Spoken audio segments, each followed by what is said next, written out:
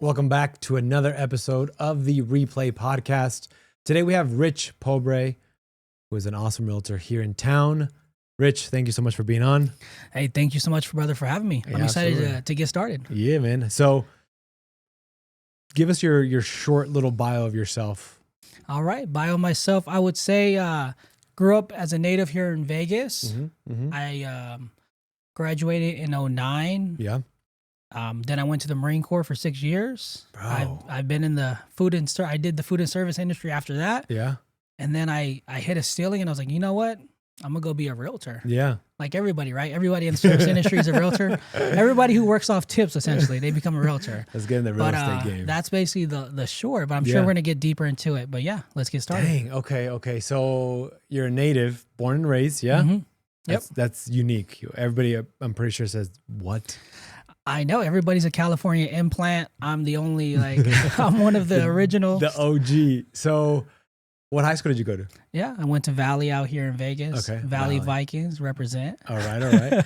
Valley Vikings. So talk to us a little bit about the military, man. What branch did you go to? I went to the Marine Corps. Marine Corps. Okay. Talk to us a little bit about that, man. Yeah, What prompted you to go to the Marines? Yeah, you know what? I wanted to get my college paid for, right? And like, hey, we're offering college. I wasn't, I was grew up in a pretty poor environment, so I wasn't making very much money. So anybody who was zoned for Valley, they know most of those kids are underprivileged or underserved, however you want to call it. So I was on, free lunch and just kind of living in that survival mode, right? And I was like, well, how do I better myself? How do I make more money? Well, I got to go find a skill that can make more money.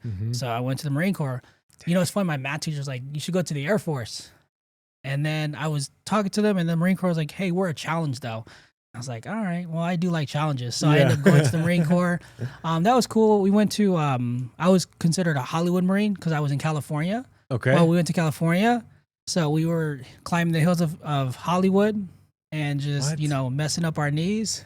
And now, I have old knees as a only, what am I, like 33 now. 33, okay. But that being said, yeah, man, the Marine Corps was intense. I learned a lot of leadership abilities. I learned a lot of discipline there, which was great. And something that I really take away from there is you don't leave the job until it's done. Yep. Like that's one of my favorite takeaways from the Marine Corps. I respect and love all my time there. A lot of people ask me, why didn't you just do your 20 years? Well, I felt that my time was worth more than what I was earning there. Yeah. Right. Yeah. So then I decided to leave. Now I learned a lot of martial arts and gun training and all things like that. But ultimately I knew that my time was worth more and I knew that I can impact more people in a different field. I didn't know what that field was when I left the Marine Corps, but now I do, right? Yeah. Now I'm able to help people create generational wealth, right? I help people who they don't even know that they can own a home. I give them that opportunity to self-discover that they can be homeowners, right? Yeah. And when you become a homeowner, it's just a different ballpark, it's a game changer. right? It's a game changer. As you know, you do mortgages. Yep. Yeah. So 6 years in the Marine Corps. What would you say? What was one of the shittiest times besides the training, the initial boot camp? What was one of your times where you're like, dang, man, I hate this? Yeah, man. Well, I wouldn't say hate because I don't like the emotions that get tied with hate, right? Okay. Because then you're creating core memories, which it still is kind of a core memory. We were in Syracuse on a training and I had to I was upgrading my martial arts belt, right? That being said, we were sleeping in the freaking woods for 2 weeks, intense, and it was freaking raining, bro. Oh my God. It was raining and we had to crawl through the grass and the mud for 2 weeks. Nope. It sucked. It was not fun at all. I did get I was going to my green belt or something. Yep. And I ended up getting it, but it wasn't a fun experience because I'm a person who I like to take showers. If you don't know me, I like taking showers. I like being clean. And in that environment, it wasn't a very clean environment. I was like, oh, this sucks. Granted, we're in the Marine Corps. It's different beast, different culture, different environment. So of course we're gonna get dirty. We're gonna get nasty. And if we need to, I'm down. Yeah. Let's go do it. Yep. But that being said, that would be the part that wasn't fun. Now, what was your favorite thing about the Marines? Yeah, the brotherhood, man. The brotherhood. Yeah. I still talk to a lot of the guys now. Yeah. Right. Yep. It's one of those things that, I mean, you played sports, so you get it. It's one of like the relationships that grow from those types of environment. When you go through tough times with other people, you just grow a deeper bond. Yeah. Right. Whether it's with your mom, with your spouse, with you know, your friends, whether it's in sports or in the military, you grow a deeper bond. Yep. So I definitely appreciate and I admire the relationships that have come from that. Yeah. Okay. Yeah. Man. Okay. So 6 years. Now, did you enlist for 6 years or was it? Okay. So you enlisted for 6 years. Was there a time like towards the last year or towards the last like 6 months where you're like, I might enlist again? Or Not you knew, not like, the I'm Marine done. Corps. Yeah. If I was going to re-enlist, I would have went to the Air Force. Okay. To be Yeah, honest, the I Air would have been Force. like, shit, I should have went there first. But I'm so grateful I didn't. Yeah. The fact that I didn't, it opened doors that I didn't know were there. Yep. Right. And even from that period in my life, it felt like anytime I asked for a door, the door came, right? God showed me a way. He was like, hey, Rich, come over here, man. I got a door for you. Let's close this one though first. Yep. Some situation would happen in my life to where he'd be like, you know what? I don't think this is for you anymore. Yeah. So he'd show me the ending of a door to walk through. And then he'd show me the next one as soon as I decided, okay, I'm going to get out of this one. Right. I didn't know what it would be, but as soon as I would leave it, the next opportunity would come. But as long as I stayed in that environment, I didn't get the next opportunity. And that's what a lot of people don't get. You don't get to have your cake and eat it too. You have to take the leap, right? Especially with real estate, you have to jump. If you don't jump and go full-time in real estate, you're not going to be successful. Yeah. There's no part-time agents in Vegas that I can think of that they have a full-time job somewhere else and they're just crushing it. Yeah. So, but that's with anything. That's with anything in relationships, right? You can't have a successful marriage if you're talking to multiple people, right? Yeah. So with everything, you have to jump. You got to go full in, and that's something that I take away from the military. Is like I have to be all in whatever it is I'm doing. 100% commitment. Yeah. Okay, but why the Air Force? What? It just felt easier. Okay. Honestly. Easier. Okay. Yeah, it's the chair force. Yeah. That's what a lot of people say. The chair force. The chair force. They just kind of hang out. The economy, like the accommodations are much better and it's easier. Yeah. But I didn't see that. I thought my ceiling was higher. Yeah. You know. And I believe that if you think that you have a higher ceiling, I don't know if the military I think it's great to for join. Those that want to do it. It's for service to country. I think everyone should have some type of service to country. Yeah. But outside of that, if you have the entrepreneurial mindset, I think that's the field you should go because you can impact more people. Yeah. 100%. Right. When you become a high level entrepreneur, you eventually become a philanthropist. Yes. Somehow. Yeah. Somehow, right? Because once you have all the money in the world, like what is it you're doing now? Yep. Well, you can only collect so much. So now you're helping others, collect as well, or become better versions of themselves. So that's what I believe. We're gonna touch on that in a little bit. I love that on your what you're doing now. But okay, so you left the Marines. Yeah. What did you do immediately after? Like, what was your in between? Did you have a buffer where you? Yeah. Like, so what am I gonna do? I was in the service industry. Okay. I worked on the Strip. I've worked for Gordon Ramsey, and I've worked for Guy Fieri. Okay. I was actually Guy Fieri's #1 server in the world. Oh shit, that's awesome. Out of all his restaurants, I knew that we were the highest producing restaurant. Yeah, and I had the highest sales there for years, year after year. In the fine dining world or like the higher end dining world, they track your guys' sales. They track our sales. That. Yeah, they track our sales. So. It might not seem like a lot, but it is, right? So I remember selling anywhere from $500,000 to $600K in burgers, right? $20, $30 burgers. You're like, what? Hold on. How many burgers goes into 500, 600,000, right? Damn. So yeah, man. And I just knew that I hit a ceiling there. Yeah. So it was a great experience. I learned a lot about customer service. It was the same thing. Great work ethic. Yeah. I loved all the people I worked with. And I did really well. I'm very competitive. So whatever environment I go to, I strive to be the best version I can be. Yep. And then whoever's the best version in that environment, I want to beat them as well. So who do I need to become to get there? Right. Got you. But I knew that overall year over year, maybe 5 to 10% is how much my bottom line, how much I'm going to be making every year is going up. Right. Because normal appreciation in the restaurant, maybe there's $1 or $2 increase, right? But it wasn't enough. I was like, man, this isn't enough. I wanted more, right? And then I dipped into real estate. I did both for like 2 years. Okay. So that's where I learned, like, damn, this isn't going to happen until I jump. So you're that person where you had both jobs. Like, I had both jobs, and I know what it's like. You can't do that shit. I did 13 deals doing both. Good, yeah. Right. So I worked at night, and then I was able to do during the day, be a realtor, right? Yep. So I'm super grateful. When I got my big break, I remember, and I'll mention her on this, Veronica Torres, she introduced me to Rick Ruiz. Rick Ruiz was my team leader at the time. Absolutely adore the man. He's at GK? He's at GK. GK, okay. Yeah. I think he's his best sales manager in all Vegas. Oh, okay. Because, I mean, his team probably does over 200 this year. They did over 200 last year. They're probably doing over 200 this year. Plus, he also runs other things. Mm-hmm. He definitely changed my life with the opportunity he gave me. Plus, also, I was getting coaching from. So Rick introduced me to this guy named Danny Morrell, where I was getting coaching from. Yeah. As well. So I was getting. Danny Morrell's an influencer or something like that. Right? Now he's kind of pivoted out of real estate. He's more so spiritual. Yep.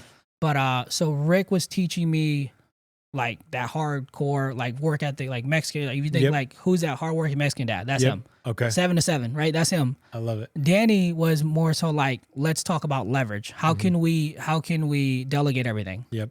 So it was like I got to learn both spectrums and then kind of mesh it. Got you. Yep. That makes sense. So let's go back to the restaurant. How long were you a server for? Like 6 years? 6 years? 7 years? Okay. 7 years. Any interesting clients? Like celebrities, jerks? Dicks? I had Tito, or it was a Tito cheese or Chuck Liddell. Mm-hmm. I mean, I had him. Okay. Right? Like he was fine. Like, yeah. I mean, he didn't tip very like he tipped normal, right? It wasn't like he tipped but amazing. nothing for like being wealthy. I never got like, oh, here's $1,000 tip. Mr. Beast didn't come in and was like, hey, let's change your life, right? So, I mean, honestly, like it was a volume restaurant. Yeah. So, I mean, for the most part, the most popular person was obviously Guy Fieri or Gordon Ramsay. Yeah.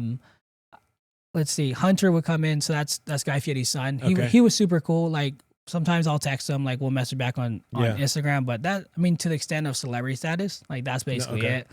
Outside that, it was a good learning point. I think as far as developing who I became as a person, especially in our field. Yeah. So you, at what point or when did you say, man, I gotta leave the restaurant industry and I gotta do full-time real estate? When did you know say what? that? I knew I wanted to do it, but I needed a reason. And the best thing that ever happened for me was COVID. Okay. COVID happened, bro. It was game over. Okay. It was like, 2020, right? Yeah. So, yeah, March 2020, restaurant shuts down. I have a family. Yeah. It's like, what am I going to do now? Jeez. That's what, who says that? Actually, he's under investigation, but there's a motivational video that P. Diddy says, what am I going to do now? He says it in the video, and you might be able to find it, but he's like, what am I going to do now, right? Because you're like kind of at this spot where you're like, damn, there's no guarantees, there's no security anymore. So that happened, and it was like, a light switch turned on, right? I think I had 4 deals closed up to that point. Dang. And then the remainder of the year, I closed 22 more. Damn. From May to December, I closed 22 more, right? And I was just... So you were on it. I was on it, bro. Yep. A light switch turned on. I already knew I could do it, but I wasn't fully committed. Yes. And that was the issue. And what company were you at? I was at GK at the time. GK, okay. GK Properties. And you did 22 units. I did 26. 26 units total. Total, but 22 in like 6 months. Damn. Yeah, dude. I was out there making phone calls. Yeah. Like, I did not care. You can tell me yes, no, maybe, like whatever you wanted to say. Let's get it. I'm going to get some deals. I have a family to feed and I have people I need to help, right? So 26 deals for those that are in other markets. What does that look like for your W-2 or 1099 or incomes? Yeah, it was really good. That was the first year I ever hit 6 figures. That's awesome. It was the first year I ever hit it, and I was like, wait, it's possible. Yeah. Because before, I think that's the illustrious industry number, right? Everybody's like, I want to get into real estate, I want to make 6 figures. And it's like, what's the path? Yeah. We give everybody the path, but nobody, most people aren't going to do it. Nope. I mean, I know agents that have been in much longer than me, or even like around the same amount of time, because I got in like, I think like 17 or 18. That's when I got in. I know agents that got in around that same time that still don't do that. And I'm like, I don't know, bro, I don't know what you guys are doing. Like, why? Why is that not happening to you? And it's, I think there's a development issue in the industry. Yeah. There's like, they're not learning like the proper communication skills, not learning how to. One of my favorite skills is how to pre-qual somebody. Yes. How to pre-qual a buyer or seller. If you can pre-qual somebody, then you can diagnose what is it they need to do so that they can become a homeowner in the next, let's just call it 2 years. Yeah. The worst case scenario is 2 years. Best case scenario is right now. Yeah. And just like a certain mindset I take is, if you can set 100, if you can just have 100 buyer consultations, no matter where somebody's at today, I guarantee you're going to close 20 or 30% of them. Easily. Doesn't matter. Yep. Because it's a numbers game. It's a numbers game. It's always a numbers game. And as long as you come at them from the aspect of, I love you, like I want to do what's right for you, and you're looking out for, like you want them to be successful. Because if they're successful, they're going to keep getting more homes. And they're going to become a first-time homeowner. Now they're going to become investor, multiple homeowners, and then move a buyer for their friends, family. Yep. If you change, I'm a strong believer. If you change a person's life through homeownership, they're going to be super grateful forever, because one, they finally attained that goal that was so out of reach of becoming a homeowner. You're helping them build generational wealth. You're helping them have an asset that's appreciating. And I strongly and firmly believe that they're going to refer you their friends, family, coworkers, because you've helped them. And it's not that, and I don't think what we do, it's not the hardest thing what we do, right? But no. I take pride, and I know you take pride in what you do, because you're changing people's lives. Even if it's that small, like little shift in, they're the first person in their family buying a house, right? So that's bigger than college. Yeah, I think that someone owning their first home is bigger than someone graduating college. Yes. Because they're creating generational wealth. Yeah. Right. There's so much stuff that can happen from there. So I truly believe in home ownership. Yep. And if you don't own a home now, like, let's talk. Yeah. Like, let's put together a blueprint. You might not be ready today. And I used to suffer from this, the fear of like, oh man, they're going to know what my credit is. They're going to know they're going to know I have sucky saving habits. They're going to know something that I'm going to be vulnerable of, right? Yeah. But just get beyond that. Like if you can get beyond that and allow yourself to be vulnerable, within 2 years, you're going to be a homeowner. Yes. It might be within 21 days now. But just allow yourself to be vulnerable and allow yourself to take that next step, and I promise your life's going to change. Yep. Your life's going to change. So I feel like our clients need to understand, or people that are watching this need to understand, that you're not going to be the best person, or you're not going to be the worst person who is ready or not ready to buy a house, because I feel like we've seen it all. We've seen it all. Yeah. From 850 credit score, making six figures, $100,000 savings, to 400 FICO score, no money, job to job. We're here to come up with a roadmap for your success. And that's it. That's the only way. That's the only language I use now. Yeah. It's let's put together a game plan or a roadmap. Whatever language that they speak, is it roadmap, is it game plan, whatever that is. Yeah. Something that I want to say, actually, just real off topic, not off topic, but I think for agents, and this for mostly agents, I believe that my mentor told me this.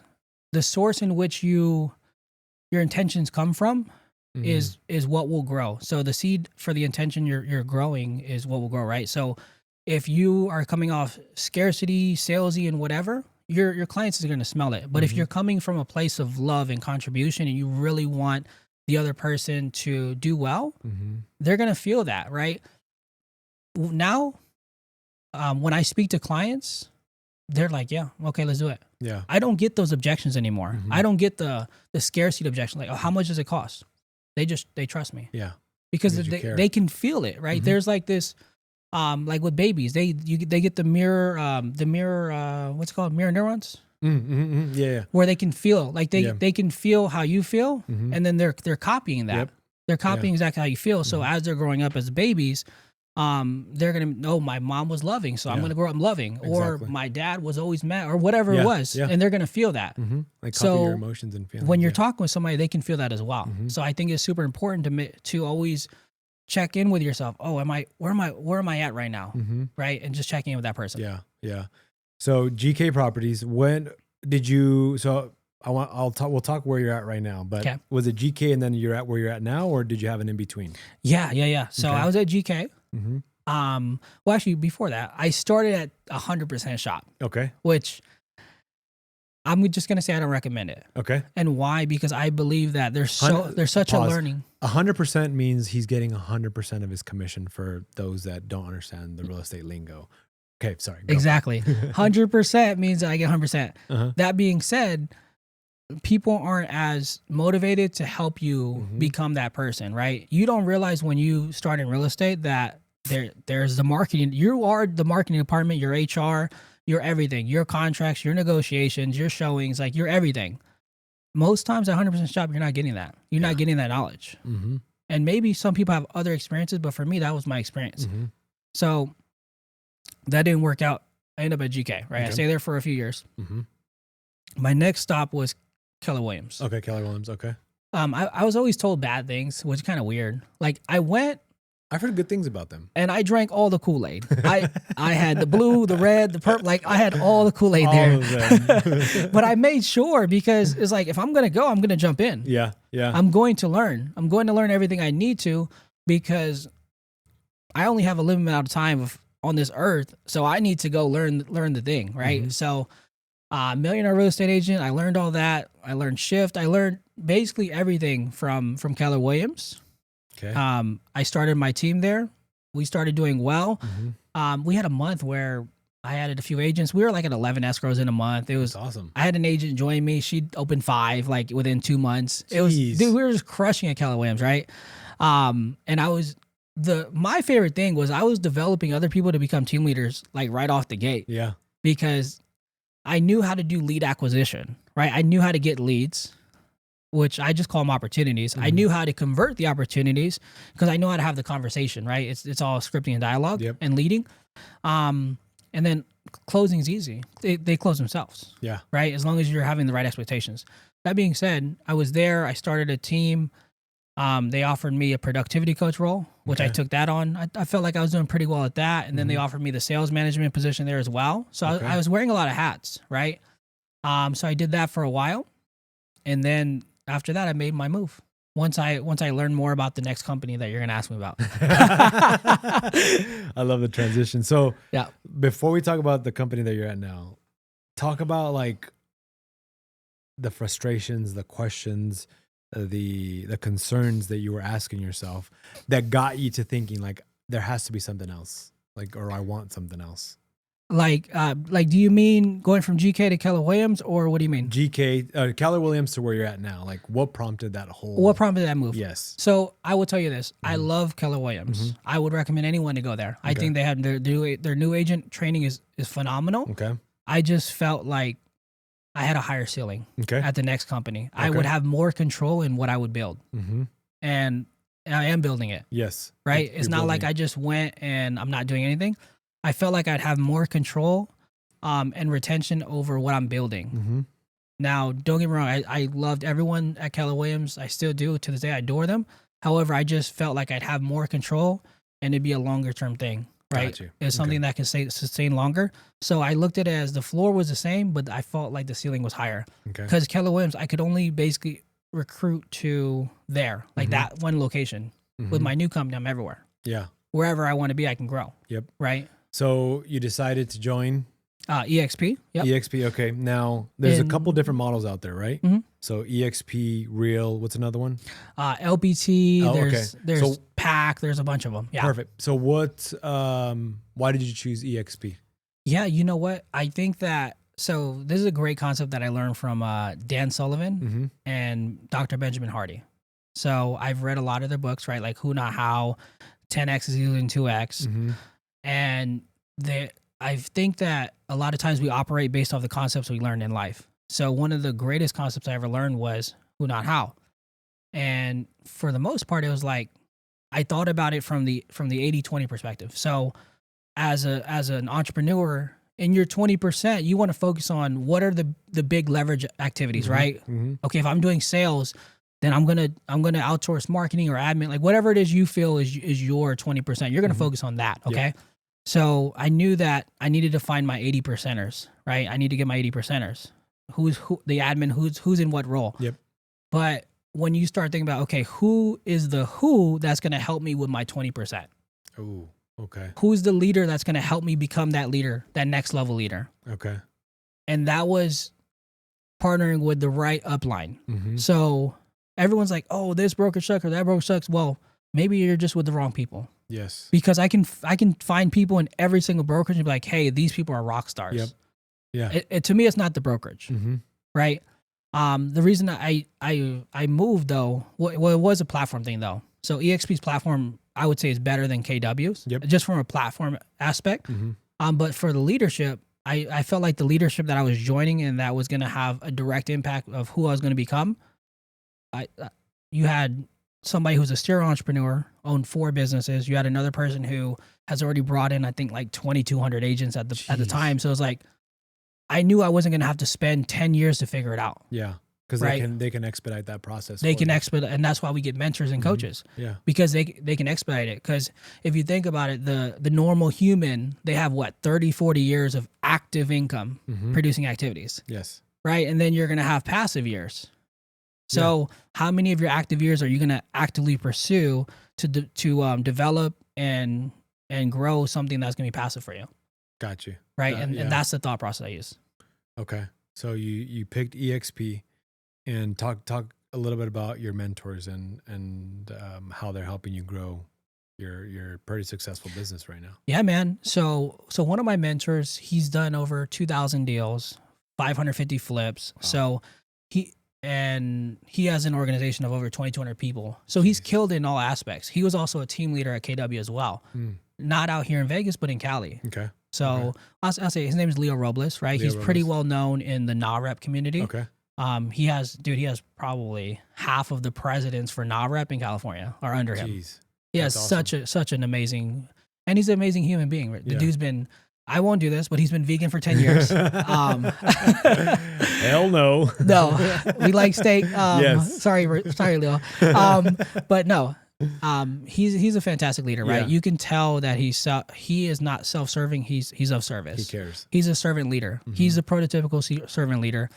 And then you have Francisco Jara, who's just another fantastic human being. Like, he leads with philanthropy. Yeah. Like his whole thing is business with soul, or giving business soul. So he goes down to Ensenada. They build houses for, underprivileged. Yeah. They do this like every few months. That's awesome. They're amazing human being. Yeah. Yeah, and he has a solar. Okay. He has the real estate.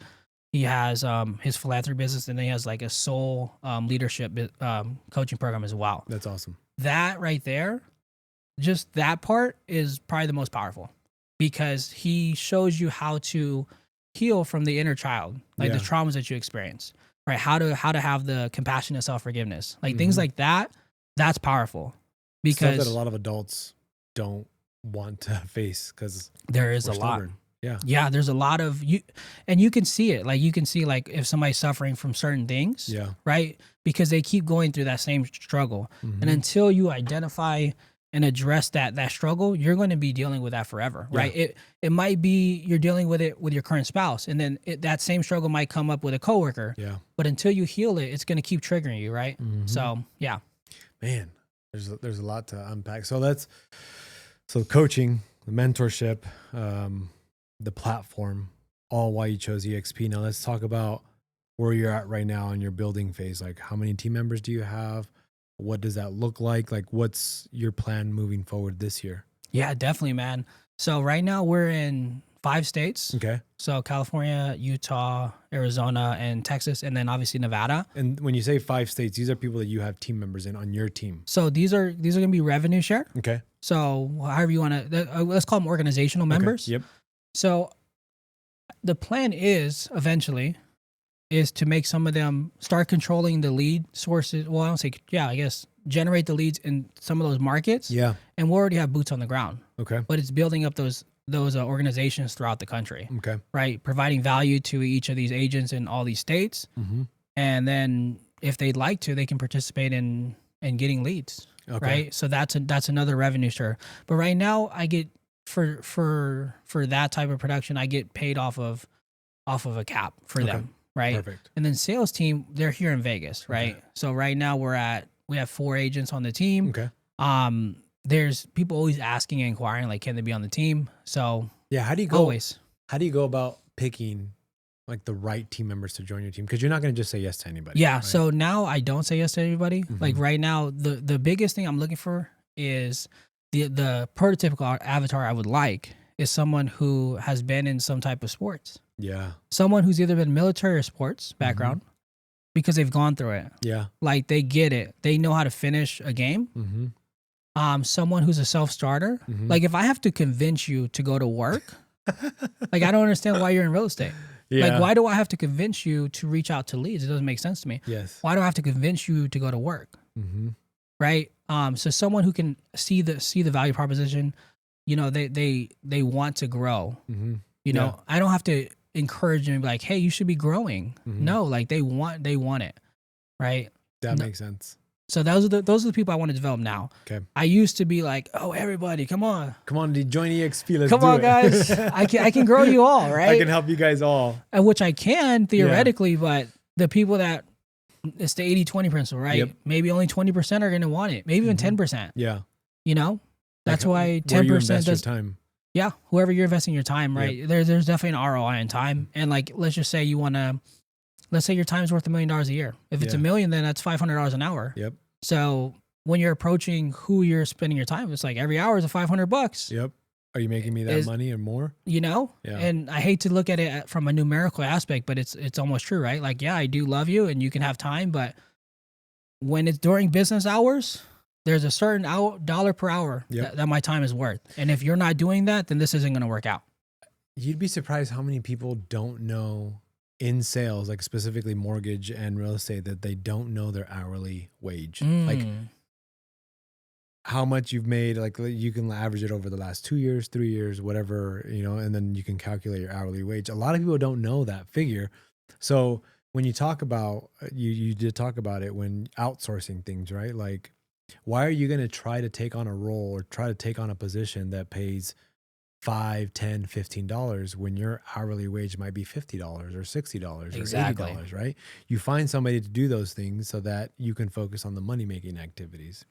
And that's focusing on the leverage activities, right? There's a great book called Buy Back Your Time by Dan Martell, and he talks about your buyback rate is 25% of what you earn. Right. Ooh, okay. So whatever, if it's $100 an hour, which that's somebody who makes $200K a year, that's $100 an hour. So you can pay $25 an hour in salaries right now. Dang, that's buyback time. That's buyback your time. Oh, sorry. Yeah, that's right. Yeah. Yeah. Somebody you can afford a $25 an hour employee. Yeah, or it can be 212. It can be 5 VAs. However you want to split it up. Yeah. Are you leveraging VAs? Do you leverage VAs? Okay. Awesome. I have 2 VAs and I have a TC. Okay. So. Yeah. Is the TC not a VA? Okay, not a VA. No. Okay. TC's and the only reason my TC is in Vegas is because of the quality of work. Got you. So there's a certain level of peace I will pay for. Right? Like if I can have peace and I don't have to have any stress at all, I'm good. I'll pay the premium for it, right? Outside of that, social media, that's TC, executive admin, that's VA as well. Sorry, both are VAs. That's awesome. Yep, and I'll keep growing it like that, man. One, you're helping them, which they're grateful for. Yep. And 2, it's not as an expensive cost for you to expand your business or to try to expand your business. There's nothing sexy about taking on extra bills. Yeah. Like there's no reason to flex. Yeah. Like there's no reason to be like, hey, I got a $50 an hour admin. Congratulations.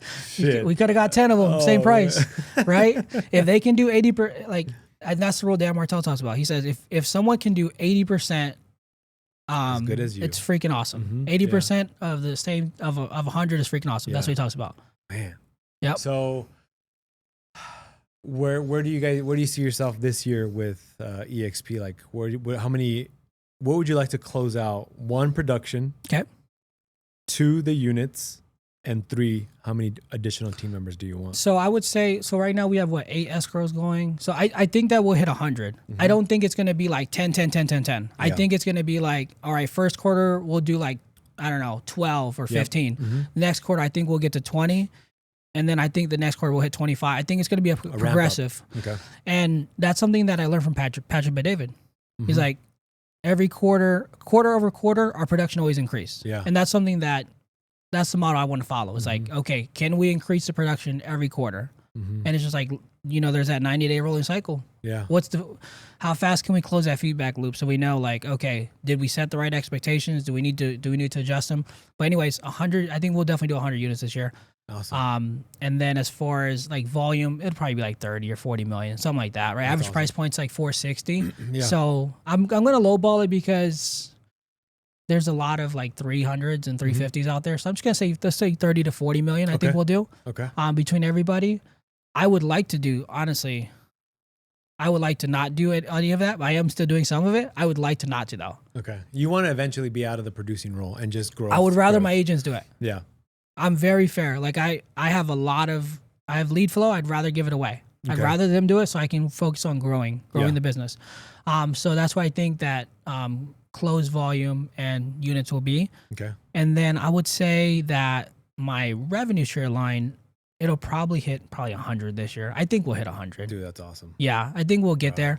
If we don't, it's okay. Yeah. Because right now, I think the sales is the most important thing. Yeah. With what's going on. I mean, I'm not worried about the NAR thing. I think it's going to just give us more market share. If anything, it's going to just make business better for us. Yeah. Because I don't think it's a tough conversation. No. I think a lot of agents are scared to have the conversation, and that's why they're panicking. Mm-hmm. Like if you can't, lawyers do all the time. They have what they're called retainers. Is that what they're called? Retainers. Yeah. Okay. Like how many hours do you usually put into a transaction? I don't know, 20 or something. Okay. Well, why don't you charge a $200 an hour retainer or 300, like whatever it is. Yeah. And then then just say, okay, well, if the listing agent is paying it, then that's away from you. Yeah. But I think, or whatever it is. Yeah. I think the conversation is going to have to be had with the listing agent. Yeah. And I think it has to go something along like this, like, hey, look buyer, or here, look seller, you want to sell your property? Nobody's going to come look at this house for free. Yeah. Nobody works for free. So if you want this property to be sold, I suggest that we give some money to the buyer's agent, right? Because nobody's going to work for free. I don't think that's ever going to happen. Do you want a cool number? Yeah. All right. So do you know how many sides or what percentage of the deals were done by two agents? What is the percentage? It's like 98%. Oh shit. Do you want to cut out 98% of, you want to cut out 98% of traffic? Doesn't make any sense. Doesn't make any sense, right? Don't make sense. Don't make dollars. That's right. Dang. So it's so funny. We practiced this one objection handler and I didn't realize it was going to be for this particular situation. It was for listings anyways. Yeah. Yeah. But it's so funny that it's coming back, right? The same concept. It's same exact wording and everything. And it's, the small version is the seller, let's pretend you were a buyer's agent. Yeah. And you had 3 houses to show. First house is offering 3. Next offering 3, you're offering 0. How likely are you to show the house? Yeah. Right? I'm not going to. Why is that? Why aren't you going to show it? Well, because I have families to feed. Exactly. Okay. Well, just like you, all these other agents probably feel the same way. Bills to pay. Right. Family. And it goes down that route, and at the end, it talks about, it closes them. Yeah. That being said, but you're putting the concept there, right? Exactly, and I'm not gonna put it on here because I don't want people to like, oh my god, he's saying this, So yeah, I get it, man. I get it, man. Thank you so much, bro. I appreciate your time. I know you're extremely busy. Where can people find you? Text, email, if they want to reach out to you, join your team, or wherever they want to reach you. How can people find you? Yeah, right here, man. Instagram. So find me at Rich Realtor on Instagram, also at YouTube, Rich Realtor, and then TikTok. Awesome. So actually TikTok's gone, so just Instagram and YouTube. No more TikTok. He said, F you, TikTok. Thank you so much, Rich. I appreciate you, brother. Thank you, brother. Yeah, appreciate it. Good. Oh, that flew by, bro. Bro, it goes quick.